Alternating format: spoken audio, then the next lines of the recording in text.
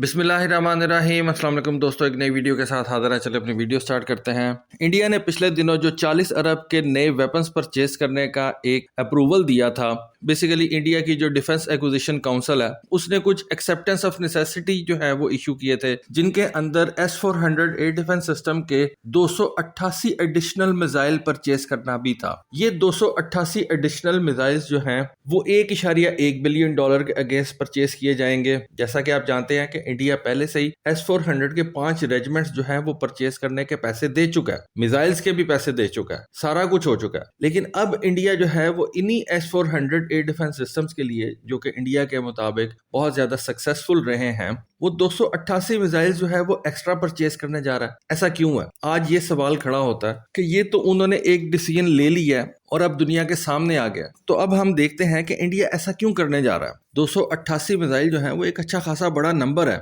जैसा कि मैंने आपको बताया कि 2018 के अंदर इंडिया और रशिया के दरमियान में एक मुआहदा साइन हुआ था तकरीबन $5.5 बिलियन के अगेंस्ट, जिसके तहत 5 S-400 की रेजिमेंट्स जो हैं वो इंडिया ने परचेज करनी थी। 4 रेजिमेंट्स जो हैं वो इंडिया को डिलीवर हो चुकी हुई हैं और 5वीं रेजिमेंट जो है वो इंडिया को 2026 में मिलेगी।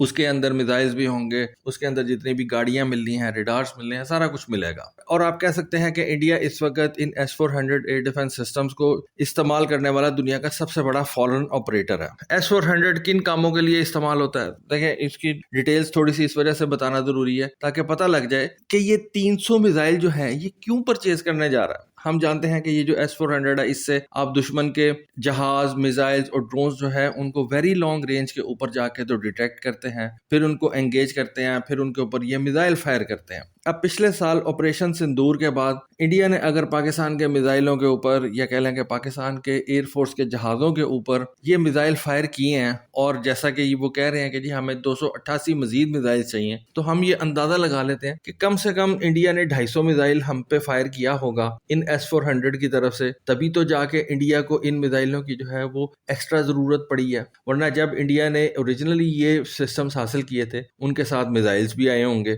और जब इंडिया ने इन सिस्टम्स को परचेज करना था तो तब सिर्फ उतने ही मिसाइल नहीं परचेज किए जाते जितने उन लॉन्चर्स के अंदर लगे होते हैं, आप एक्स्ट्रा मिसाइल्स भी परचेज करते हैं। तो चले हम एक चीज मान लेते हैं कि इंडिया ने उस इंडिया पाकिस्तान की स्किर्मिश में, वो जो मई के अंदर हुई थी 2025 में, 300 S-400 के मिसाइल्स फायर किए थे। इसका मतलब है कि कम से कम पाकिस्तान के 300 मिसाइल्स या 300 फाइटर जेट्स जो हैं वो इंडिया की तरफ गए थे, तभी तो इंडिया ने ये 300 मिसाइल्स फायर किए थे। चलें हम इसको और जो है वो रैशनलाइज कर लेते हैं कि एक टारगेट के ऊपर जो है वो इंडिया ने 2-2 मिसाइल्स फायर किए थे, तो इसका भी मतलब ये बनता है कि कम से कम 150 फिजाई हमले जो है वो पाकिस्तान की तरफ से किए गए, यानी कि पाकिस्तान की 150 सॉर्टीज जो है वो इंडिया की तरफ गई, और इंडिया ने हर सॉर्टी के अगेंस्ट जो है वो 2-2 मिसाइल्स फायर किए, तभी तो जाके 300 बनते हैं। चलें इसको और थोड़ा सा रैशनलाइज कर लेते हैं कि 150 जहाज तो पाकिस्तान ने नहीं भेजा, लेकिन ये पॉसिबिलिटी है कि 50 मिसाइल्स पाकिस्तान ने मारे हों और 100 के करीब जहाज जो है वो इंडिया पे हमला करने के लिए भेजे गए हों।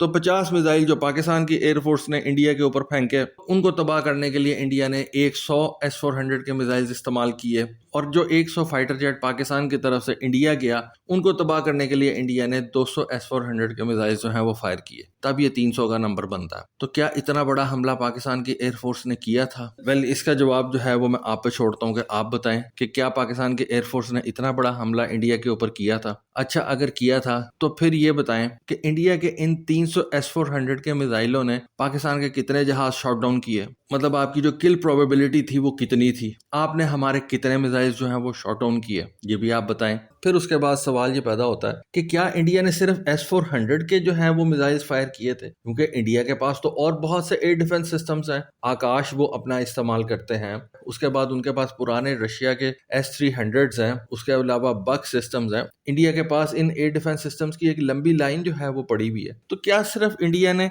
S-400 ही को इस्तेमाल किया था पाकिस्तान के टारगेट्स के खिलाफ? कोई और मिसाइल सिस्टम जो है वो इंडिया ने पाकिस्तान के खिलाफ जो है वो इस्तेमाल ही नहीं किया? अगर किया था तो फिर उनके मिसाइलों को भी ऐड किया जाए तो फिर तो ये नंबर और ज्यादा बड़ा बन जाता है। तो ये कुछ सवाल है, इनके जवाब जो ये वीडियो देखने हैं वो दे सकते हैं कि इंडिया ने इतने ज्यादा मिसाइल परचेज करके क्या करना है। या तो इंडियंस ये कह रहे हैं कि जी पाकिस्तान की तरफ से बहुत बड़े बड़े हमले हुए थे और हमने उन हमलों को रोकने के लिए 200-300 मिसाइल जो है वो फायर कर दिए थे, या मैं सिर्फ एयर डिफेंस मिसाइलों की बात कर रहा हूँ। और ये भी आपको याद दिलाता चलूं कि ये ये जो स्किरमिश थी ये सिर्फ 4 से 5 दिन चली थी, बल्कि 5 दिन भी नहीं पूरी चली थी, सिर्फ 4 दिन ही चली थी। तो मेरा नहीं ख्याल कि पाकिस्तान के एयरफोर्स ने को इन 4-5 दिनों के अंदर इतने ज्यादा बड़े हमले जो हैं वो इंडिया के ऊपर किए थे, क्योंकि पहले दिन तो हमने सिर्फ अपना दिफा किया था। जो इंडियन जहाज पाकिस्तान की तरफ आ रहे थे उनके ऊपर PL-15 मिसाइल्स मारे थे, और उन PL-15 मिसाइलों के जरिए से हमने इंडिया के रफाल्स को शॉट डाउन किया, उनके मिराज 2000 को शॉट डाउन किया, MiG-29 को,